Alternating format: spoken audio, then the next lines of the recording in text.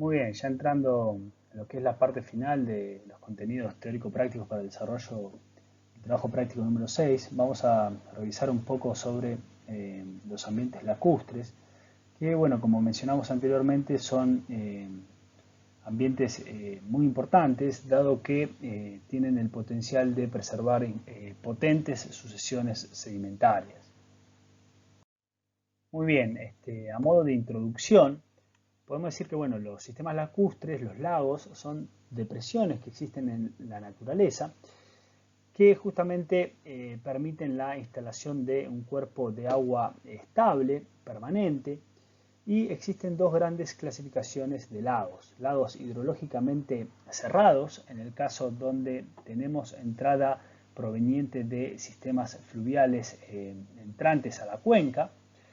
pero no tenemos salidas de agua. Y por otro lado tenemos los lagos hidrológicamente abiertos, los cuales reciben agua proveniente de sistemas fluviales entrantes, pero todo el exceso de agua que reciben es drenado mediante sistemas fluviales salientes. Justamente el balance de agua de un lago va a estar delimitado por la relación entre las entradas versus las salidas de agua que tiene el sistema. Y asimismo condicionado por justamente lo que es el aporte de sedimento. Las entradas de agua en un sistema, en un lago hidrológicamente abierto, van a estar principalmente controladas por el aporte de agua fluvial y asimismo el aporte de agua subterránea proveniente de acuíferos que drenan agua hacia el sistema lacustre. Asimismo pueden tener entradas de agua provenientes de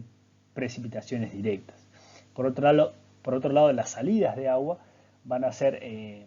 principalmente por medio de los sistemas fluviales salientes y asimismo pueden tener salidas por medio de aguas subterráneas y por evaporación. Por otro lado, los lagos hidrológicamente cerrados van a tener entradas provenientes de sistemas fluviales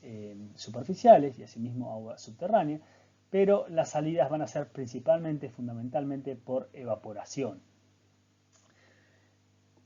En el 99, Carroll y Boax definen justamente tres tipos de lagos, justamente en base a su relación de respecto a si son hidrológicamente abiertos o hidrológicamente cerrados. Particularmente los que ellos llaman lagos underfill son lagos hidrológicamente cerrados en donde justamente existe espacio de acomodación suficiente y justamente tenemos espacio disponible para acumular tanto agua como sedimento. Por otro lado tenemos los de transición, que son los balance fill, en donde ya digamos el aporte de agua y sedimento es mucho mayor y el espacio de acomodación de la cuenca va disminuyendo. Y finalmente los overfill, en donde tenemos un alto aporte de agua y sedimento y el espacio de acomodación es mucho menor, lo cual resulta justamente en lagos hidrológicamente abiertos que generan justamente una ruptura de lo que se conoce como el umbral o el spill point y justamente se labra un canal fluvial saliente del sistema lacustre que va a permitir mantener el nivel del lago al máximo nivel posible.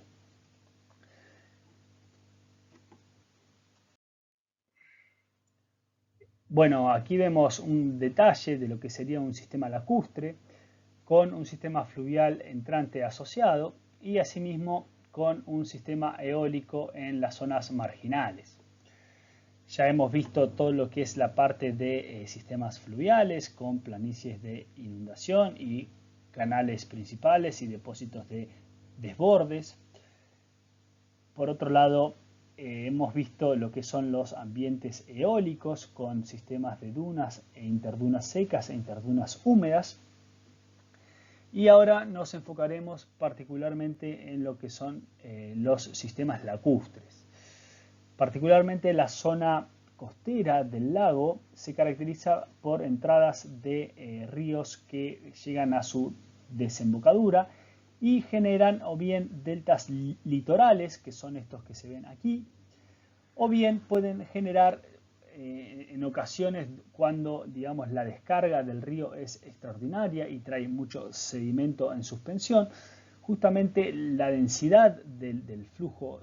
fluvial excede a la densidad del cuerpo lacustre, y esto hace que justamente se generen flujos hiperpícnicos que continúan su trayectoria cuenca adentro y generan depósitos de canales y lóbulos hiperpícnicos en sectores internos de los lagos. Aquí vemos algunas secuencias de fases tipo, que luego vamos a entrar más en detalle, de lo que vendría a ser un delta litoral en zonas costeras, pasando en forma transicional desde fases de prodelta, o sea, una asociación de fases de prodelta, a una asociación de frente del taico inferior y frente del taico superior, y finalmente terminamos con depósitos de planicie deltaica. Esto es lo que se conoce como una progradación deltaica, pasando justamente de fases distales de prodelta hasta fases de planicie deltaica. Por otro lado, los complejos de canales y lóbulos hiperpícnicos se componen, particularmente los canales, son cuerpos con bases erosivas y forman espesas sucesiones de areniscas gruesas a conglomerados finos, y justamente los lóbulos son cuerpos más bien tabulares, de extensión mucho más importante, que generan digamos, intercalaciones por lo general de capas tabulares de areniscas y depósitos heterolíticos. Por otro lado, también son comunes en sistemas lacustres las fases propiamente, digamos, de offshore, en donde particularmente las más importantes son las fangolitas orgánicas, en algunos casos enriquecidas en concreciones carbonáticas que evidencian justamente condiciones de muy baja tasa de sedimentación. Otras fases que pueden llegar a ser comunes en zonas costeras son tanto las fases de margen de lago con desarrollo de paleosuelos, marcas de raíces, rizolitos, etc. Y asimismo algunos canales fluviales efímeros con desbordamientos asociados. También es común encontrar, que aquí no están indicados en este blog, es común encontrar fases costeras relacionadas a acción de olas, justamente en lo que se conoce como el shore phase, ¿no? Entrando un poquito en detalle en la relación entre deltas litorales y deltas hiperpícnicos, decíamos anteriormente que cuando tenemos ríos de agua limpia, justamente se dan las condiciones de deltas litorales, es decir, tenemos un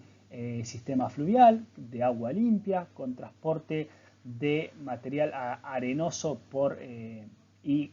gravas justamente por rolido y saltación a la base del flujo, y se generan lo que se conocen como barras de desembocadura deltaica, que justamente constituyen lo que se denomina frente deltaico. Justamente cuando el río llega a su desembocadura, se desconfina y genera este sistema de barras de desembocadura. Particularmente la zona más proximal dentro de un delta litoral es lo que se conoce como planicie deltaica, en donde tenemos sistemas de canales distributarios terminales que justamente van a terminar en lo que se conoce como barras de desembocadura y van a construir finalmente el frente deltaico. Ya entrando en las zonas más distales de lo que son los deltas litorales, tenemos la zona de prodelta, en donde va a ocurrir la acumulación de materiales finos, principalmente depósitos heterolíticos o fangolíticos, a partir de procesos de decantación. Por otro lado, decíamos que cuando los ríos justamente descargan, digamos, vienen con una mezcla densa de agua y sedimento, se producen deltas hiperpícnicos. Justamente tenemos flujos densos, digamos, la densidad de esta está otorgada principalmente por justamente la carga sedimentaria que transporta el flujo, y esto hace que la densidad del flujo fluvial entrante sea mayor que la densidad del cuerpo de agua receptor, y justamente se producen sistemas hiperpícnicos con canales y lóbulos asociados. Los canales por lo general están en las zonas más proximales, que serían acá, y en las zonas más distales tenemos primero lóbulos proximales y luego lóbulos más distales con facies más diluidas. Aquí vemos un ejemplo de lo que serían los lóbulos en planta y las zonas canalizadas en zonas más proximales de lo que sería el sistema hiperpícnico. Aquí vemos nuevamente una revisión de justamente lo que decíamos anteriormente, la relación entre la densidad del flujo entrante y la densidad del cuerpo de agua receptor. Justamente cuando tenemos, digamos, el flujo entrante tiene densidad menor que el cuerpo de agua receptor, se van a dar los famosos deltas litorales con barras de desembocadura, y en el caso de lagos brackish o salinos van a desarrollar típicamente plumas de flotación que van a decantar en zonas de prodelta y van a producir las facies típicas de estos subambientes con heterolitas y restos vegetales. Y luego tenemos lo que son los deltas homopícnicos o deltas tipo Gilbert, que justamente son, digamos, se dan esporádicamente, digamos, son deltas muy raros que ocurren cuando justamente la densidad del flujo entrante, del flujo fluvial entrante, es exactamente igual que la densidad del cuerpo de agua receptor, en este caso el lago, y justamente se dan estos deltas de grano grueso con pendientes muy abruptas. Finalmente, los deltas hiperpícnicos, como decíamos anteriormente, se van a dar cuando la densidad del sistema fluvial entrante sea mayor que la densidad del cuerpo de agua receptor, generando justamente sistemas de canales y lóbulos hiperpícnicos. Aquí vemos ejemplos de secuencias de facies y asociaciones de facies de deltas litorales, en donde pasamos justamente de depósitos de fangolitas de offshore a facies de prodeltas, típicamente con heterolitas y algunas, digamos, capas de areniscas laminadas y areniscas masivas. Luego pasamos en forma transicional a lo que viene a ser el frente deltaico, el cual se construye por un frente deltaico inferior y luego por un frente deltaico superior compuesto principalmente por las barras de desembocadura. Aquí se ven unos ejemplos espectaculares justamente de estas barras con estratificación entrecruzada de tipo tangencial, que justamente representan diferentes barras de desembocadura del frente deltaico. Y finalmente terminamos con lo que es la planicie deltaica, en donde tenemos desarrollo de pantanos y paleosuelos, así como también sistemas de canales distributarios. Aquí vemos algunos ejemplos justamente de estas fases de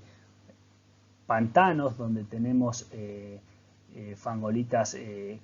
carbonosas y asimismo heterolitas, justamente asociadas a lo que vendría a ser la planicie deltaica.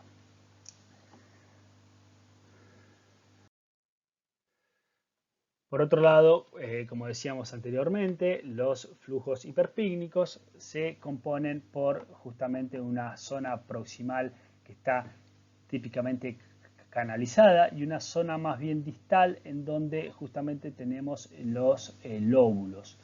A medida que justamente un flujo hiperpícnico avanza desde un tiempo 1 a un tiempo 3, justamente los canales, digamos, progradan y los lóbulos también, y llega a un punto máximo de avance del sistema que por lo general está relacionado justamente a la descarga fluvial. O sea, estos flujos se dan cuando hay descargas fluviales extraordinarias, principalmente cuando tenemos lluvias extremas, y justamente el pico de la descarga va a generar el máximo avance del sistema, y luego, a medida que disminuyen las precipitaciones y los sistemas fluviales aportan cada vez menos agua y sedimento, el sistema se va a, digamos, a retraer, y va a, digamos, los lóbulos van a cubrir finalmente las zonas canalizadas, y van a estar también en las zonas proximales. Aquí vemos un esquema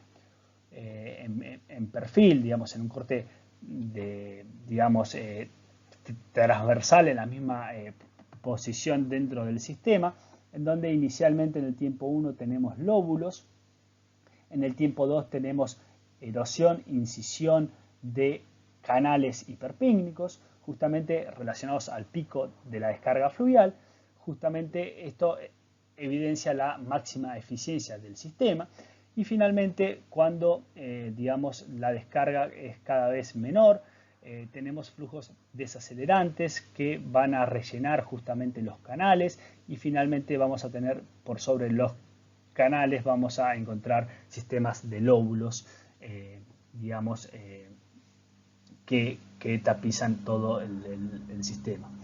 En un perfil, típicamente, los arreglos estos se van a dar como se ve en la figura de aquí, con tendencias iniciales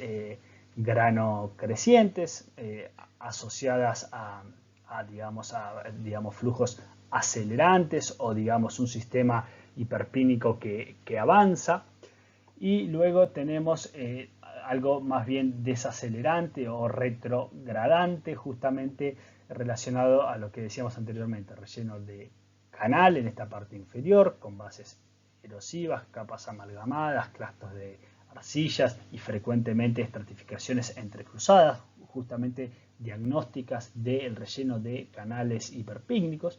y luego depósitos más bien tabulares, intercalados por facies heterolíticas, comúnmente las areniscas con diferentes estructuras relacionadas justamente a fluctuaciones en la velocidad de flujo, como pueden ser, digamos, intercalaciones en una misma capa de óndulas escalantes, laminación paralela y estructuras masivas, así como también estructuras de fluidización. Ya vamos a ver algunos ejemplos. Esto sería básicamente el arreglo tipo de, digamos, la evolución en el tiempo de un evento de descarga hiperpícnica.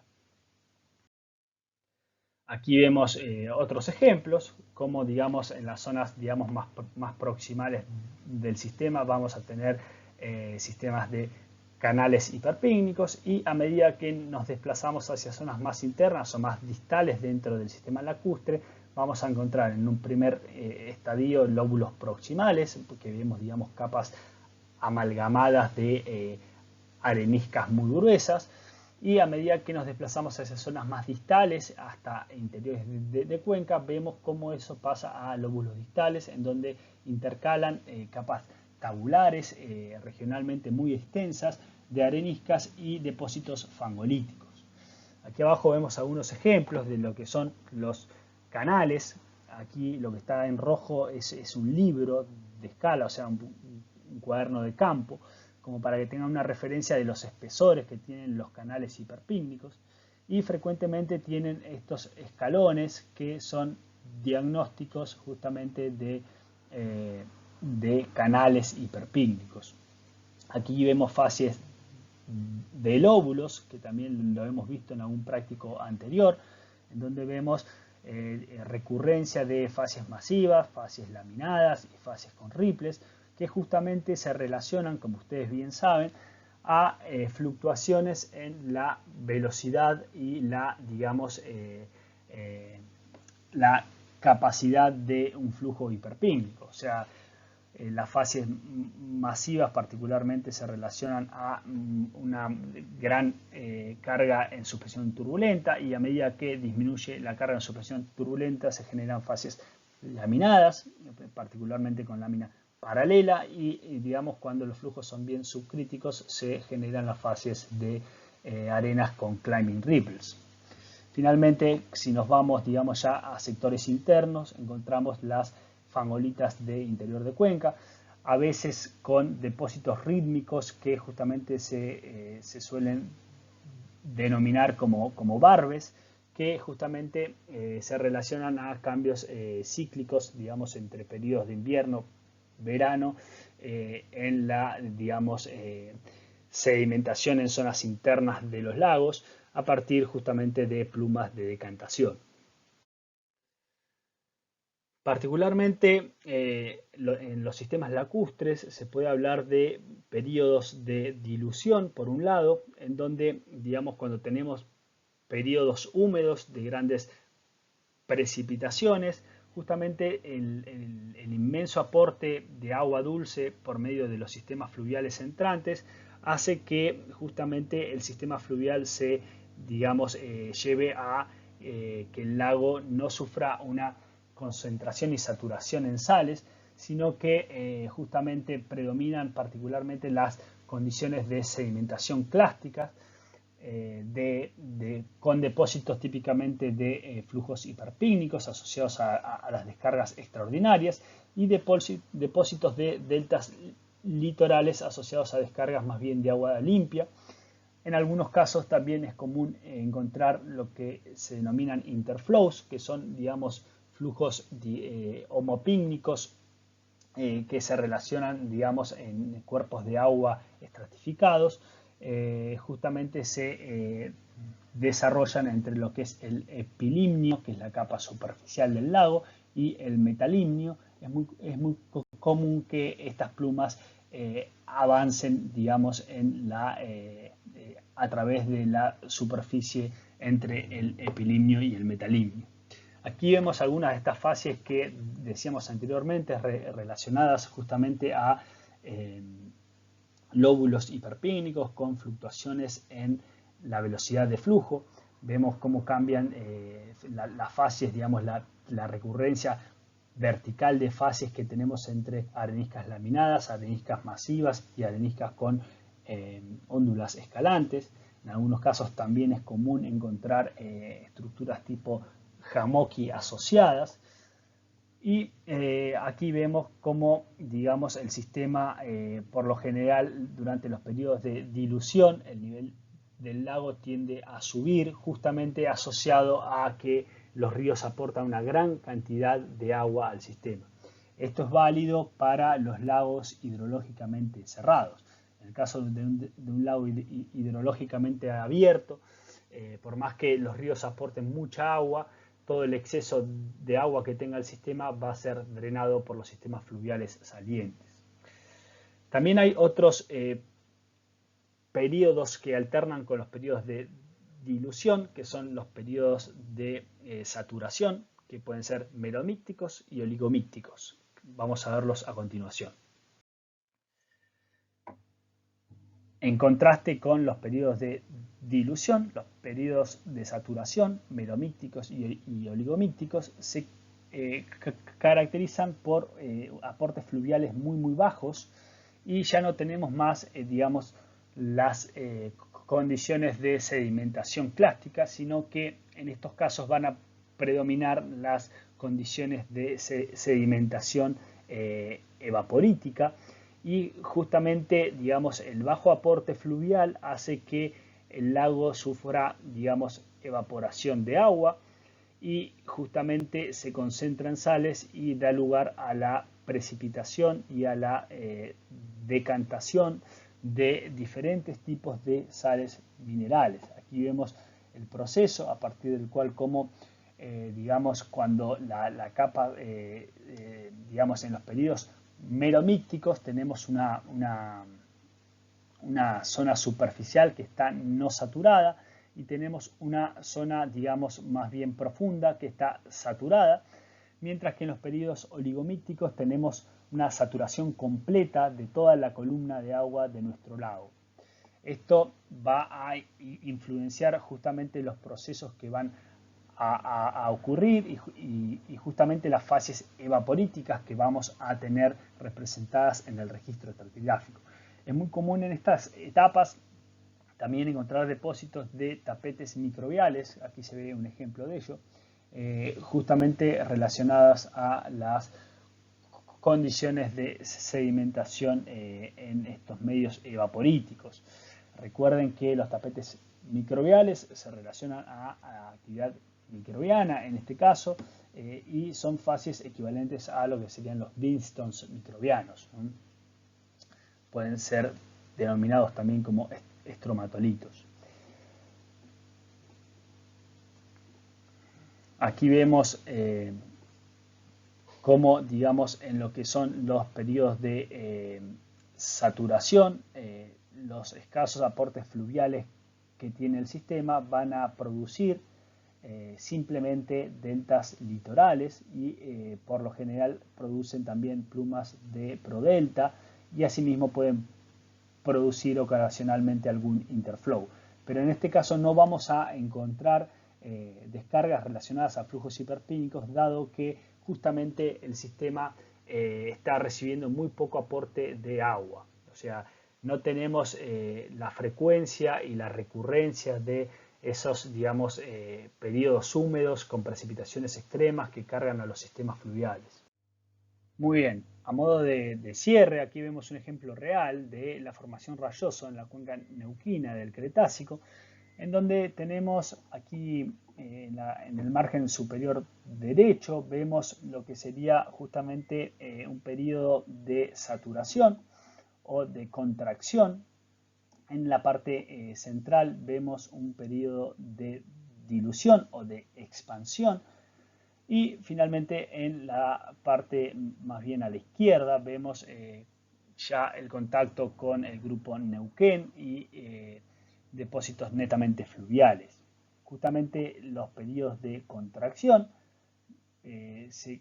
componen por fases oriomícticas y fases meromícticas, es decir, representan periodos, digamos, estos intervalos estratigráficos, representan periodos áridos,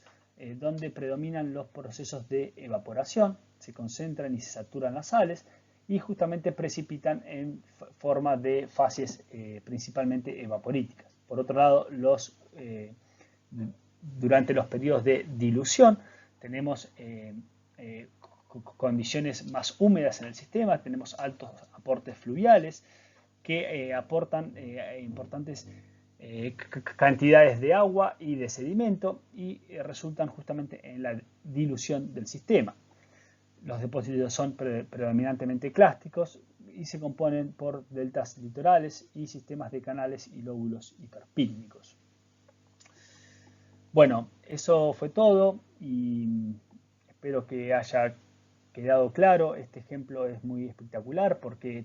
tenemos, digamos, en un mismo sistema lacustre, tenemos esta alternancia entre periodos de saturación de sales y periodos de dilución que justamente están representando un control cíclico externo en lo que es la sedimentación de lo que fue esta unidad, la formación rayoso. Bueno, eso fue todo. Espero no haberlos aburrido mucho con estas extensas clases de ambientes sedimentarios continentales. Si tienen dudas nos pueden escribir por correo y recuerden que los miércoles y jueves tenemos las clases de consulta a través de la plataforma Zoom. Muchas gracias.